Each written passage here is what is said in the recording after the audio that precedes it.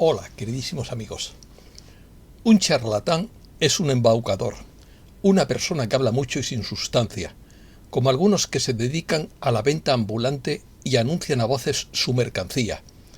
Te pueden vender desde aceite de serpiente hasta bálsamo de fierabrás, como remedio de todos los males.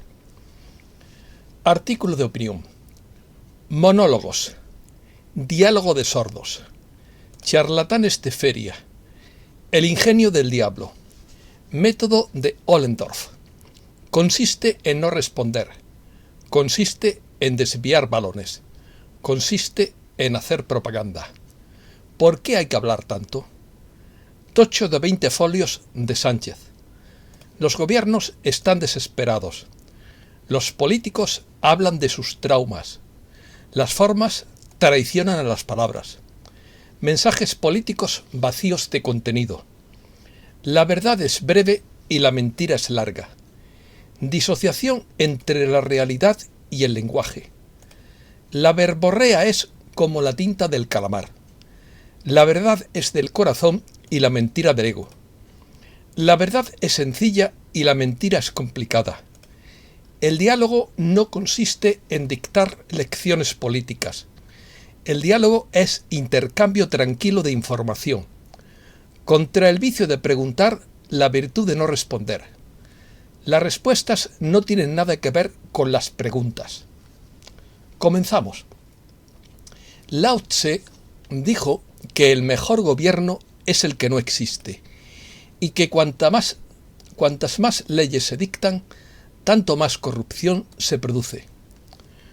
Hoy hablaremos del gobierno sin acritud, como dijeron Typical, sin odio ni resentimiento.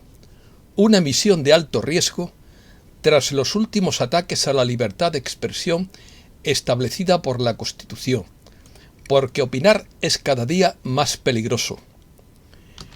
Yo esperaba más del profesor Tamames, pero le pesan los años más que los kilos, aunque sigue siendo un genio de la economía. Por cierto, le gusta desayunar con galletas campurrianas igual que a mí. Tuve la paciencia o cometí el error de escuchar ayer durante casi 3 horas la moción de censura presentada por el profesor Ramón Tamames, cuyo libro de economía estudié en mi carrera, y acabé con dolor de cabeza porque no hubo diálogo, sino monólogos larguísimos y cansinos de propaganda política que no respondían a las cuestiones planteadas. No suelo hablar de política en este canal, ni voto a ningún partido político, porque no delego en nadie mi responsabilidad personal. Pero el debate de ayer fue el colmo de la paciencia. La soberanía pertenece al pueblo, no a los políticos. La moción presentada por el partido Vox con el veterano economista Ramón Tamames, de 89 años, como candidato independiente del gobierno, derivó en un intenso intercambio de críticas sobre el modelo de país que defiende el Ejecutivo de coalición. La moción no pretendía ganar porque carecía de votos, sino hacer reflexionar a los ciudadanos sobre la falta de respeto a la división de poderes que es necesaria en cualquier democracia, entre otros temas. Entre comillas, no puede venir aquí con un tocho de 20 folios sobre cosas que él no había dicho, dijo Tamames en el hemiciclo, tras un momento de silencio de Sánchez, que paró su intervención tras ver que Tamames estaba hablando. El profesor aprovechó después el turno de contrarréplica para volver a echarle en cara a Sánchez la extensión de su discurso. Entre comillas, no se puede estar 1 hora y 40 minutos oyendo a una persona dar lecciones de cosas, espetó. Es más, se dirigió a la presidenta del Congreso para proponer que se cambie el reglamento de la Cámara. ¿Por qué tenemos que hablar tanto?, dijo. Sánchez intervino durante casi 3 horas en el Pleno, 2 veces y media más que el candidato Tamames, el jefe del Ejecutivo realizó 5 intervenciones sumando 173 minutos, lo que supone 2 veces y media más del tiempo que ha empleado el candidato en realizar su propuesta y defenderla, que fue de 71 minutos. Sencillez.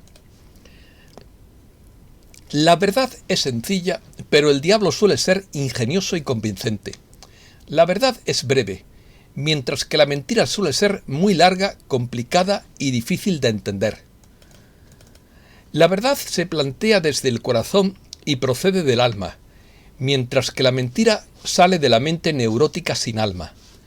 La verdad plantea cuestiones concretas muy reales, mientras que la mentira consiste en sacar balones fuera y salirse por los cerros de Úbeda, apelando al resentimiento de supuestas víctimas. La verdad se expresa en palabras tranquilas y relajadas que denotan seguridad en lo que dice, mientras que la mentira se expresa en palabras neuróticas y atropelladas que denotan inseguridad. La verdad objetiva es que el gobierno condenó sin juicio a millones de españoles en arresto domiciliario sin haber cometido ningún delito, en un estado de alarma que fue declarado ilegal por el Tribunal Constitucional. Y lo asombroso es que no dimitió como hubiera ocurrido en cualquier otro país de Europa. Esta sentencia anuló todas las multas, pero nadie pidió perdón por las humillaciones totalitarias. Por eso le pusieron el mote de, entre comillas, Pedro I el Carcelero.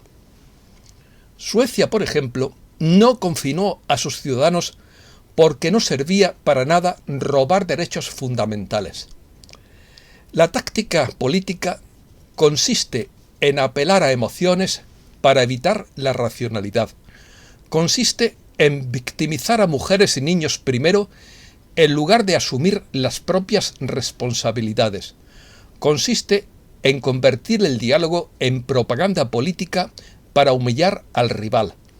Consiste en manifestar odios y resentimientos de traumas psicológicos personales que nada tienen de respeto al que no piensa como ellos.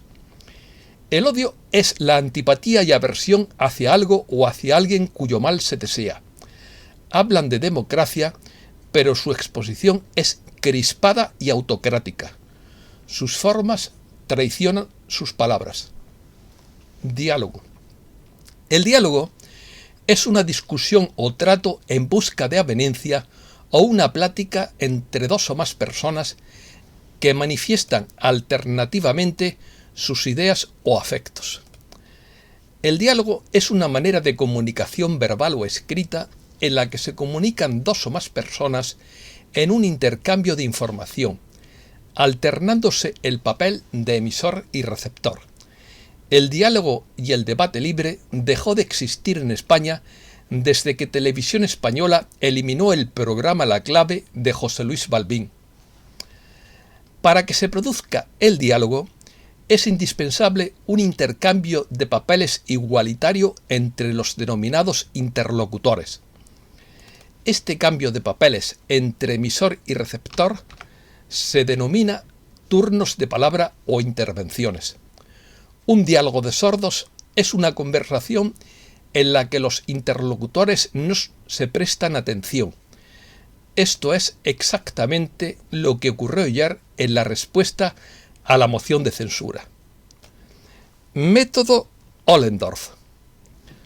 Contra el vicio de preguntar, los políticos se arrogan la virtud de no responder a las preguntas y contestar lo que les venga en gana. Esta práctica viene a ser la traslación del llamado método Ollendorf, inventado por un profesor alemán del mismo nombre para la enseñanza de idiomas. Heinrich Gottfried Ollendorf fue un gramático y educador de idiomas alemán cuyo método para aprender lenguas extranjeras se puso de moda desde 1840. Pero hay otra variante de esta estrategia comunicativa, la de responder una cosa para ocultar que se pretende hacer la contraria. Lo cierto es que los mensajes políticos cada día están más vacíos de contenido, hasta el punto de no expresar nada. La cuestión es hacia qué mundo nos lleva esa disociación entre la realidad y el lenguaje, pero eso es ya pura metafísica. Definición. El método Ollendorff consiste en que la respuesta no tiene nada que ver con la pregunta. Se puede definir como una divertida colección de imbecilidad inconsciente donde las respuestas sin sentido bloquean por completo una conversación fluida. En España, este método fue introducido en la enseñanza y ha evolucionado hasta la clase política. Se aplica con los siguientes puntos. Se responde a la pregunta, pero lo que no quiere saber el entrevistador, sino que se desvía la atención con una respuesta que no tiene nada que ver con la pregunta inicial. Se habla de un tema sin necesidad de que forme parte del diálogo. La finalidad es desviar la atención como la tinta del calamar. El debate y el diálogo se reducen al máximo. No se puede debatir sobre un tema y se sacan respuestas inconexas entre sí. El debate se bloquea por completo, no importa lo que la otra persona pregunte, porque solo hay que difundir una ideología. La publicidad o la difusión de una sola idea es la que rige la conversación. No existe debate alguno ni diálogo, solo hay una publicidad o intento de difusión. El método Ollendorff, aplicado a la política, es un atentado contra la democracia. Noticias de España. España lidera el subempleo en la Unión Europea un año después de la reforma laboral. 6 de cada 10 trabajadores subempleados tienen un contrato indefinido. España cerró 2022 con un porcentaje de trabajadores subempleados del 5,4% sobre el total de ocupados, la tasa más alta de la Unión Europea. Ecologistas españoles denuncian el empleo de fondos verdes de la Unión Europea en estaciones de esquí. Vecinos de Botarel, Tarragona, denuncian los disparos que están sufriendo sus perros y gatos. Se desconoce al supuesto autor o autora de los disparos. Cambiamos de tercio. Última carta. Según Peter B. Meyer, el final del ciclo trae el colapso económico y empiezan a caer fichas de dominó. Un banco europeo demasiado grande para quebrar está literalmente al borde del colapso. ¿Recuerda cuando los ricos del mundo ponían su dinero en bancos suizos porque eran tan fuertes, seguros y privados? Ahora, el segundo banco más grande de Suiza está literalmente al borde del colapso. Crédito Suiza es uno de los principales candidatos a ser una de las próximas fichas de dominó en caer. Ha estado en terreno inestable durante mucho tiempo y ahora el pánico mundial en el sistema bancario ha acelerado la salida de activos del banco. El gigante bancario de 167 años de antigüedad no es una ficha de dominó que caiga en respuesta a las quiebras bancarias. Sin embargo, la situación actual no podría llegar en peor momento para el sistema financiero mundial. A diferencia de Silicon Valley Bank y Signature Bank, Crédito Suiza es tan crucial para el sistema bancario mundial que ha sido designado de importancia sistémica por el Consejo de Estabilidad Financiera Internacional. En otras palabras, que es demasiado grande para quebrar. El mundo del revés. El mundo se encamina hacia una grave crisis de la deuda soberana que va a poner patas arriba muchos mercados. No esperen una subida voluntaria de los tipos de interés este año. En su lugar, el mundo lanzará la siguiente ronda de flexibilización cuantitativa para estabilizar unos mercados a la baja. El problema es que esta vez tendrá efectos mínimos y solo a corto plazo. En los últimos años, los inversores de todo el mundo han ignorado los riesgos. Por lo tanto, el pánico que se avecina sería bastante cruel. Cuando los tipos de interés empiecen a subir, desde estos niveles artificialmente reprimidos, inevitablemente los mercados de bono y acciones se desplomarían, y con ellos el mercado inmobiliario. Los fondos de pensiones desaparecerían. Se trata de una situación extremadamente mala en la que el mundo se está hundiendo cada vez más, pero forma parte del proceso de transformación del sistema económico. La Unión Europea no sobreviviría y se desintegraría probablemente. Y en ese momento, esto no es mi opinión, es la opinión de Peter B. Meyer. Y en ese momento, todos los poderosos ciclos económicos convergerían este año y formarían el superciclo que anunciaría el cambio mundial. Los gobiernos están desesperados. España ha empezado a gravar depósitos bancarios. Pagas el impuesto sobre la renta en tu nómina y luego pagas otro impuesto cuando lo depositas en el banco. Solución. Crear dinero de la nada no es una solución. Los bancos centrales están imprimiendo dinero extra como si no hubiera un mañana, mientras las deudas se acumulan más rápido que nunca y se desmorona la economía. Cuenten con una inflación por las nubes antes de que esté en marcha el nuevo sistema de QFS. Peter se refiere a que esté en marcha a nivel oficial, porque ya está en marcha, pero entre bambalinas. Esta es la esencia de una crisis de deuda soberana. Los inversores aún no se han dado cuenta no solo de que la deuda nunca será reembolsada, sino también de los intereses de la deuda que los gobiernos no han podido ni pueden pagar. Mantén a Israel en tu punto de mira en un futuro próximo, ya que pronto podría tener lugar allí acontecimientos increíbles. Los rumores de una guerra inminente entre Israel e Irán están empezando a alcanzar un crescendo. Tal conflicto podría estallar posiblemente como una distracción de los verdaderos acontecimientos en los mercados financieros.